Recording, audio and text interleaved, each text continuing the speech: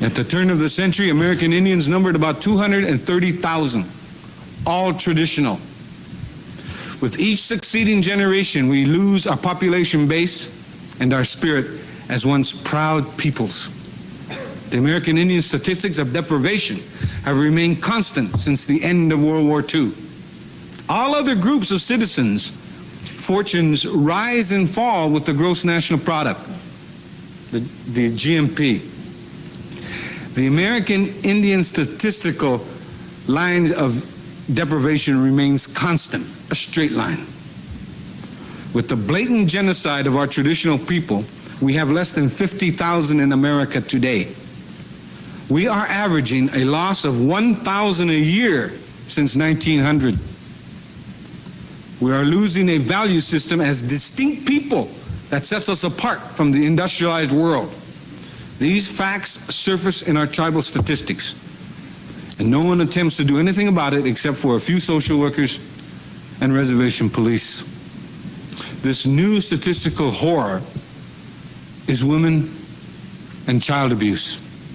Child sexual abuse is epidemic on Indian reservations, and all you hear are whispers. This abuse can be directly attributable to the schools on the reservations. Education in the BIA, public, the contract, and missionary schools do not teach positive values from non-Indian culture, and in collusion with the BIA, certainly do not allow Indian culture and values to be taught. The fact is, educators continually denigrate American Indian traditional lifestyle as primitive, dirty, and without any redeemable virtues. And the tribal councils condone it. Needless to say, every time the U.S. government has interfered with American Indian lifestyles, it has been proven to be disastrous. In the 1960s, legal services were implemented on Indian reservations. It was a boon for the people. Tribal officials all of a sudden were held accountable. Legal services stepped in, and lo and behold, tribal courts had power to the power of attorney for the people. The result? An edict from Washington, D.C. is handed down, and legal services can no longer represent people against the tribal government, and they can no longer represent class action lawsuits against any government. Presently, legal services are not much more than a mill for divorce lawyer trainees. Congress passed the American Indian Religious Freedom Act in 1978. To date, 6 cases concerning our freedom of religion has reached the Supreme Court. We lost every one of them. We do not win lawsuits. State governments lose. The only time we allegedly win a lawsuit, it is in reality the federal government winning out over the sovereign rights of a state. Once again, the American Indians are the pawn.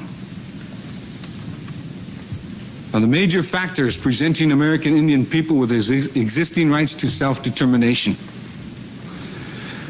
American Indians suffer under a system of dual citizenship, that is, U.S. citizenship and tribal citizenship maintained by the BIA.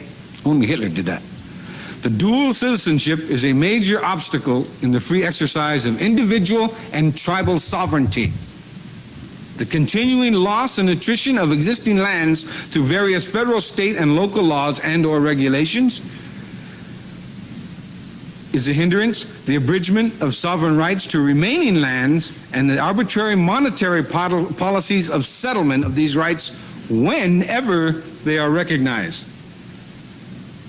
Another major factor preventing Indian people from self-determination, subjugation of the American Indian individual to the laws of government-sponsored tribal governments, and the continuing arbitration of the BIA rules and regulations which have the force of law yet are not repealable. Solutions. The American Indian people's right to self-determination is recognized and will be implemented through the following policies. The American Indian individual shall have the right to choose his or her citizenship, and the American Indian nations have the right to choose their level of citizenship and autonomy up to absolute independence.